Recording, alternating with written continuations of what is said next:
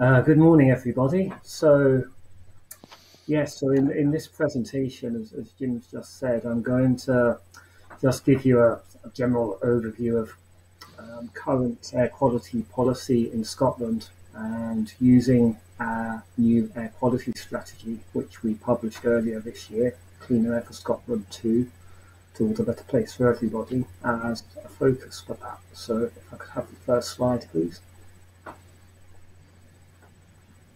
So this is just a summary of what I'm going to say over the next few minutes. So I'm just going to start by giving you some context and a timeline, which is how we got to where we are today. The development of the new strategy and consultation, the structure and what's actually in the strategy, and then the next steps as we move towards implementation. So next slide, please. So to start, back in 2015, when we published Cleaner Air for Scotland, The Road to a Healthier Future. So this was Scotland's first separate air quality strategy. Up until that time, we'd always operated within the joint UK-wide air quality strategy with our partner governments in England, Wales and Northern Ireland.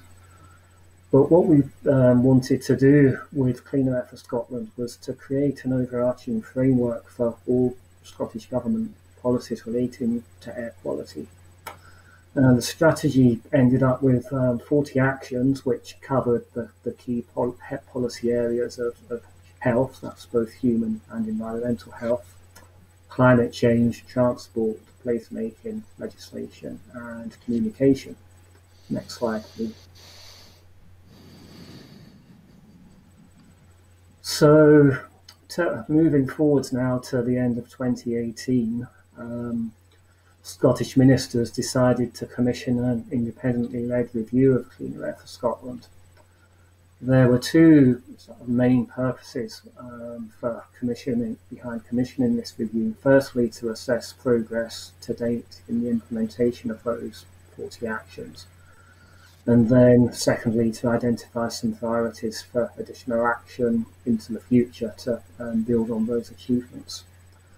So we established a steering group to lead that process. The steering group was chaired by Campbell Gemmell, who was formerly the chief executive of SEPA. And that group was supported by several expert working groups covering the key areas of health, transport, placemaking and non-transport emissions. So all of those groups met several times, took a great deal of evidence from various sources, submitted their findings to the steering group, who in turn produced a summary report of the whole process, and that final review report was submitted to Scottish Government in the summer of 2019 and published in August of that year. Next slide, please. So moving on again, in the latter part of 2019, we published an online questionnaire to gather views on the review findings, and in the first half of 2020, we started drafting a new air quality strategy based on the review conclusions and recommendations. Later that year, in October, we published a consultation paper, which was supported by a series of online workshops. Consultation closed at the start of this year. And then finally, back in the summer, we published our new air quality strategy. Slightly later than we had originally intended, but we got there in the end. Next slide, please. So, Cleaner Air for Scotland 2 sets out the air quality policy framework in Scotland for the next 5 years to 2026. It summarises developments since Cleaner Air for Scotland was published and the achievements of that strategy. So, some of the headline figures from that are 36 out of the original 40 actions have been fully completed. We've established Scotland's first low emission zone in Glasgow and made good progress with plans to establish further LEZs in Scotland's other large cities, Aberdeen, Dundee and Edinburgh. And Scotland was also the first country in Europe to introduce the then WHO PM2.5 guideline value in domestic legislation back in 2016. Although, of course, that's now been superseded by new WHO guidelines in the last couple of weeks. Next slide, please. So other things that we've achieved since Cleaner Air for Scotland was published: we've put in place a national PM2.5 monitoring network.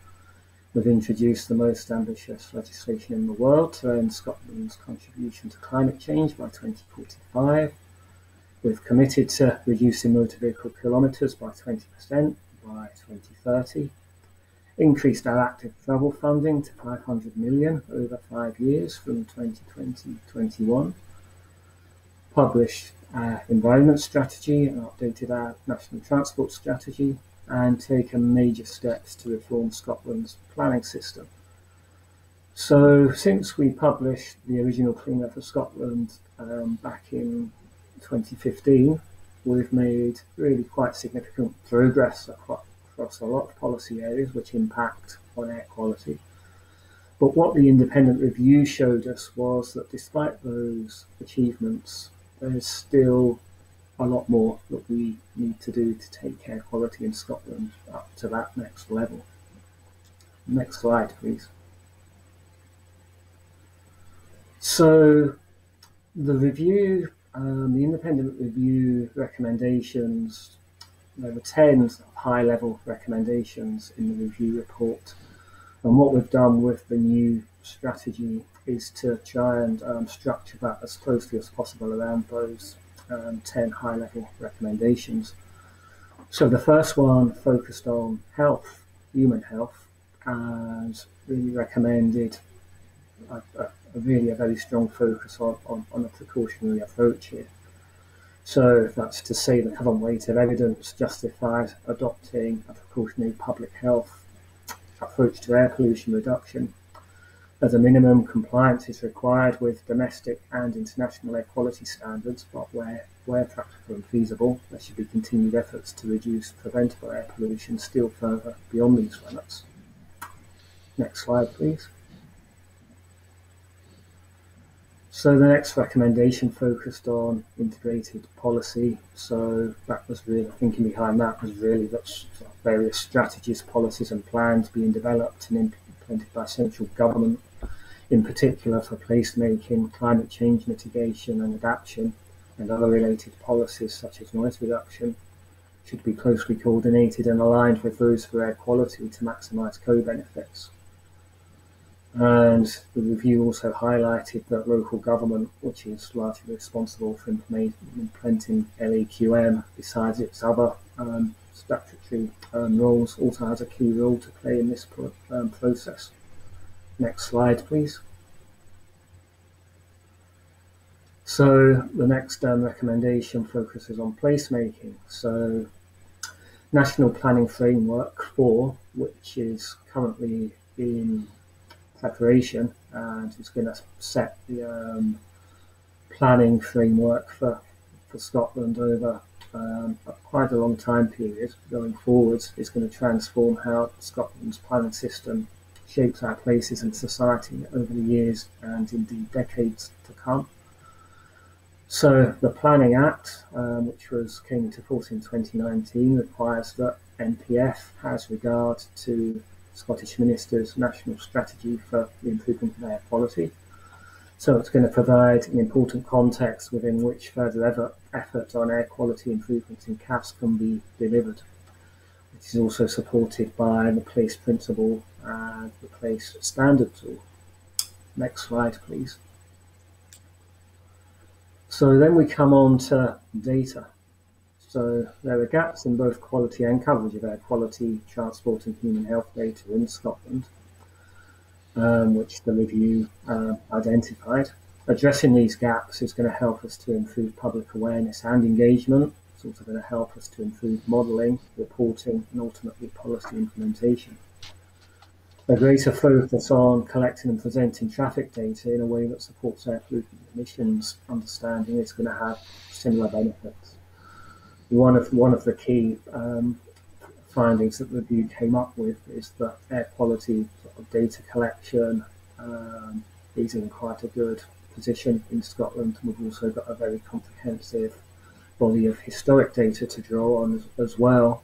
But traffic data as it relates to air quality has quite a long way to catch up in that regard, so it's really something that we need to focus on in the new strategy. And not just transport data, but health data as well also require careful consideration so that Scotland's specific interpretations, plans and interventions are strengthened.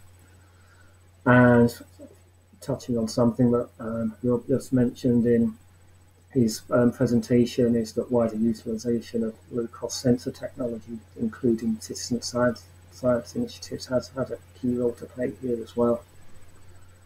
Next slide, please. So just following on from that point, in relation to data, we come on to public engagement and behaviour change. Certainly more research is needed to provide clear evidence on levels of knowledge and attitudes and concern related to air pollution amongst the general public, as well as on willingness to change behaviours which contribute towards air pollution. Many of the key drivers and incentives and disincentives are going to be closely related to those associated with climate change, but at the same time there are going to be some differences in focus and approach. So development of complementary and coordinated public engagement strategies is therefore essential to deliver the required behavioural change outcomes and to avoid confusing or conflicting messages. Next slide, please. Industrial emissions regulation. Scottish Government's made clear its commitment to maintain or exceed EU standards following the UK's departure from the EU. Legislation that's been introduced in Scotland is going to bring the guiding European principles on the environment into force in Scots law, which is going to include the precautionary principle, the polluter pays principle, prevention principle, rectification at source, and integration. In relation to current regulation, retained EU law will continue to apply, as will domestic regulations made to transpose EU directives relating to the environment. Next slide, please. So, tackling non-transport emission sources was one of the key recommendations that came out of the independent review. The original Clean Air for Scotland strategy focused very much on transport emissions as our primary concern, particularly in urban areas in Scotland. Now that hasn't changed, and transport is still going to be a very important focus of the new strategy, but we also need to start giving some more detailed attention to other emission sources. Two of those sources in particular we're going to give a great deal of attention to in the new strategy. So that's domestic household combustion, burning, and agriculture. Well, those two sectors were covered in some level of detail in Clean Air for Scotland, not a huge amount of detail, but they both make an important contribution to air pollution. So consideration is needed of performance and standards for domestic fires and stoves and fuels, and also local authority powers to permit and control these, together with a refreshed approach to good agricultural practice, which includes aiming for increased nitrogen use efficiency in farming. So taken together, these have the potential to deliver quite significant improvements in air quality beyond current regulatory management approaches. Next slide, please. So, as I just said, we're certainly not losing our focus on transport. So, increasing modal shift to active travel and public transport is going to be key to further reductions in air pollutant emissions from transport. So, what this is going to mean, amongst other objectives, is providing a transport system that encourages and promotes active travel choices, better public transport provision, embracing new technologies, and also probably, which is also slightly more sensitive and controversial in some quarters, constraints upon private vehicle use, especially in urban centres where pollution and congestion are most acute. The new National Transport Strategy for Scotland sets out an ambitious vision for Scotland's transport system for the next 20 years, and it's going to underpin our efforts to deliver additional air quality improvements in Cleaner Air for Scotland too. Next slide, please. So simple and effective governance arrangements and a focus on practical joined-up delivery are going to be key to the delivery of a successful air quality strategy. Another thing that the independent review picked up on was that we need to be clear on who is doing what, who is leading, who is supporting, and who is ultimately responsible. If Clean Air for Scotland 2 is to be delivered as a coherent, integrated, and successful strategy. And next slide, please. And finally, out of the 10 high-level recommendations arising from the review, as in the original version of Cleaner Air for Scotland, the intention is that the current strategy, as I mentioned earlier, is going to have a 5-year lifespan. A further review of progress on air quality improvements will commence probably during 2024 in order to track progress on delivering the actions in the new strategy, besides allowing Scotland to keep abreast of developments in the evidence base, technological advances and societal attitudes, so that new challenges and actions can be identified for the period going forward again from 2026 onwards. Next slide, please. So together with the strategy, we've published a delivery plan which sets out who's responsible for delivering each action and by when. Each action has been assigned either short-term, medium-term or long-term priority, and the delivery group, which we're currently in the process of establishing, is going to oversee this, which will report to a ministerial group, again, which we're currently in the process of establishing, and it's going to be led by the Minister for Environment, and it's going to be supported in a similar way, similar to the review process. It's going to be supported by some expert working groups. Next slide, please. So the next steps, by the end of 2021, we're going to establish our governance structure. And towards the end of this year and going into next year, we're going to commence implementing the short-term priority actions. Next slide, please.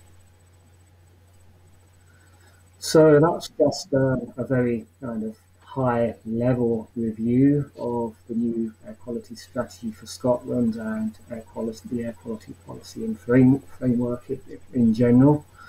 So I think we've got something like, we had, as I said earlier, we had 40 actions in the first air quality strategy.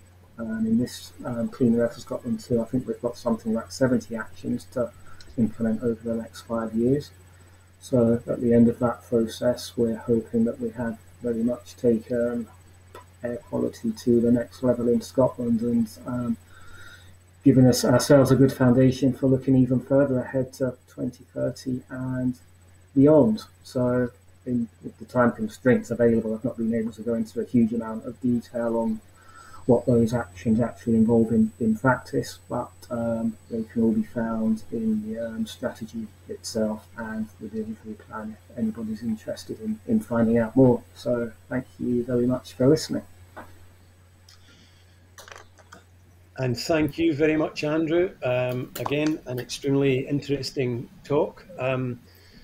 As someone who lives in Scotland, I'd like to think that CAFS 2 has a more beneficial effect on air quality in Scotland than the weather, because my colleagues down south like to joke that it's because we have lots of rain and wind that we don't have so much of an air quality problem in Scotland, but I'm not convinced that that's the case. Anyway, so let me put a couple of questions to you, Andrew. You mentioned the adoption of the PM 2.5 WHO standard, and of course those, as you pointed out, have been reviewed recently.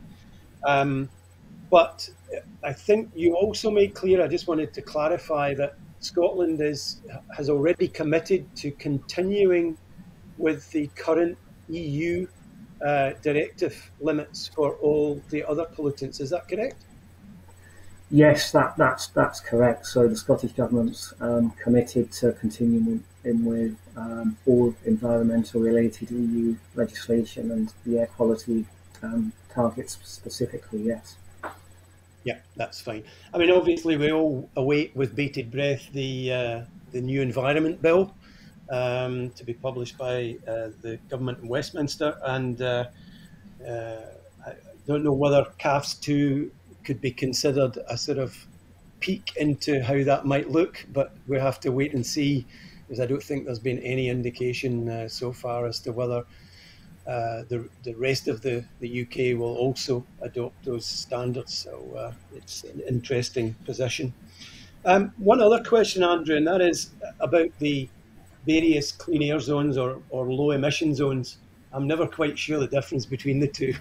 I should have asked Justine that question earlier. Anyway, in Scotland, most of the major cities are planning or have already implemented, in terms of Glasgow, these schemes. Are they? Sorry, we're getting crosstalk here. Is it true in Scotland that the cleans in the various cities are all going to be much more similar? Because we heard from Justine earlier that the Bath scheme and the Birmingham scheme and other schemes, including the ones in London, are quite different in the way that they've been designed and deployed. Is it going to be any different in Scotland, do you think? Are the local authorities in Scotland going to take a different view? I think it's difficult to say at this stage. I mean, there are still public consultations either still going on currently or recently finished in Aberdeen, Dundee and Edinburgh around the shape that those NEZ schemes are going to take in those cities. So I think it's still too early to say. I think what we are trying to do is to encourage as much standardisation as possible, so that businesses and transport operators can be operating on as much as a level playing field as possible when they're conducting business in the four cities. But ultimately, it will be up to the individual local authorities to decide on the final shape that their schemes take. Yeah, I think the reason for the question is that there is always the potential of migration, where perhaps a company operating a particular standard of vehicle in one CAS could decide to uplift those and move them to another city, in which case we don't improve the situation, we simply move it. So yeah, I think there's a discussion that I've heard at a number of conferences in the past couple of years, and that was the reason for the question. But yeah, I think that level of consistency perhaps that you're seeking, let's hope that actually transpires to be the case for that reason. Yeah, so one significant difference between low emission zones in Scotland and clean air zones in England. Justine mentioned in her presentation that most CASs are going to be charging zones, whereas in Scotland the NEZs are going to be restriction zones. That's to say there will be a ban on vehicles entering, and any non-compliant vehicles that do enter will receive a fixed penalty charge rather than being able to pay to enter. So that's something that may help to introduce a level of consistency between the four cities as well. Yeah, and I think it's true that repeat offenders, if we can call them that, see an escalating charge system, certainly in Glasgow, so that there really is a strong incentive for people to upgrade and replace their dirty vehicles, because it wouldn't be commercially viable for them to continue to enter the city in that respect. So, yeah. Thank you. Well, again, Andrew, and let me just thank you.